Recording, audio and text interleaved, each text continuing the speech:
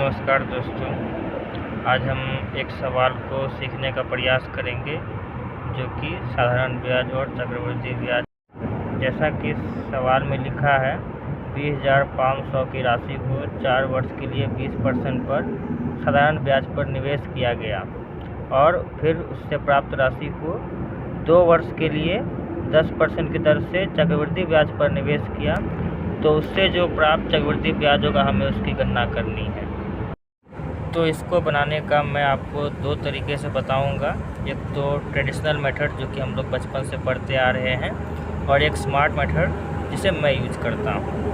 तो पुराने वाले मेथड में क्या होता है, हम लोग जैसा कि यहाँ लिखा हुआ है, हमने 20,500 ले लिया, T4 वर्ष ले लिया और जो रेट है वो 20% ले लिया।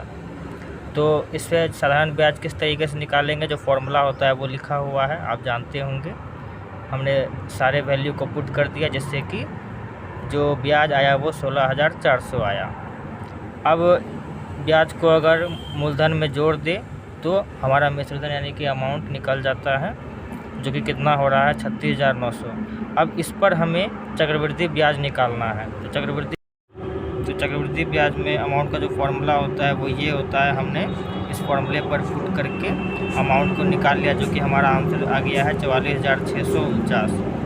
अब चूँकि ये अमाउंट है, हमें ब्याज चाहिए, तो हम क्या करेंगे, इसके लिए अमाउंट में से प्रिंसिपल को माइनस कर देंगे, जिससे हमारा आंसर आ जाएगा 7,749 रुपये। ये हमारा फाइनल आंसर हो गया। अब लेकिन ये तो ट्रेडिशनल मेथड हुआ, मैंने बोला है मैं 2 मेथड बताऊंगा। तो स्मार्ट वर्क से कैसे इसे बनाएंगे आइए जानते हैं। मैं क्वेश्चन को रिमूव कर रहा हूं, आप क्वेश्चन पॉज करके देख लीजिएगा। हमें अभी 20,500 की ज़रूरत नहीं है, ये जो हमारा दिया हुआ था प्रिंसिपल, हम प्रिंसिपल को खुद से 100% एज्यूम कर लेंगे। अब ये 100% पे हमें 20% के दर से 4 वर्ष का ब्याज निकालना है, जो कि हो जाता है 80%। तो हमें 100 का 80% निकालना, जो कि ऑब्वियस सी बात है 80% ही आएगा। तो हमारा जो SI हो जाएगा वो क्या हो जाएगा 80%, और जो हमारा इसका अमाउंट बनेगा वो क्या हो जाएगा 180। आपको पता होगा कि प्रिंसिपल और ब्याज जोड़ देने पर जो है वो हमारा अमाउंट निकल जाता है, यानी मिश्रधन निकल जाता है। अब हमें इस पर जो है चक्रवृद्धि ब्याज निकालना है, जो कि 10% के हिसाब से 2 वर्ष के लिए होगा। तो चक्रवृद्धि ब्याज जब निकालते हैं तो उसका थोड़ा फॉर्मूला अलग होता है। 10% 2 वर्ष के लिए अगर देंगे तो हमारा ब्याज बनेगा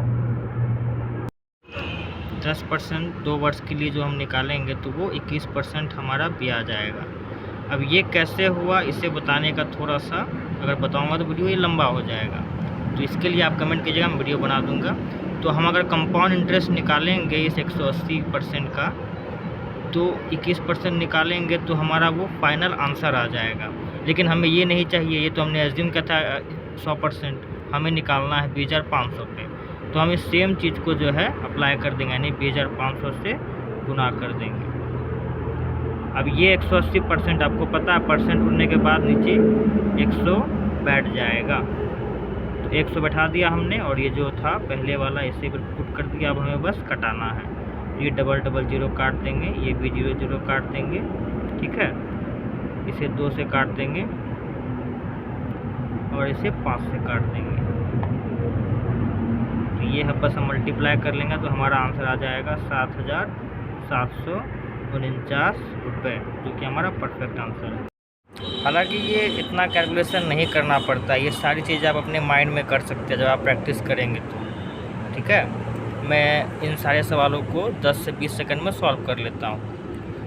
मैं बस इस अमाउंट को डायरेक्ट 180/100 और 21/100 से गुना करता और मेरा आंसर इतना आ जाता, और मुझे इतना सब करने में हार्डली 20 सेकंड लगती। तो इस तरीके से आपको भी करना होगा, तभी कंपटीशन में और अदर चीज़ों में आपको हेल्प मिलेगी। अगर आपको ट्रिक्स सीखनी हो और भी कुछ जानना हो इस वीडियो के बारे में, या फिर और किसी टॉपिक के बारे में, तो आप कमेंट कर सकते हैं, मैं वीडियो बना दूंगा। वीडियो में अगर छोटी मोटी गलतियां हुई होंगी तो उन्हें आप माफ़ कर दीजिएगा। तो अगर वीडियो अच्छा लगा तो लाइक, सब्सक्राइब और शेयर ज़रूर कर दीजिएगा। धन्यवाद।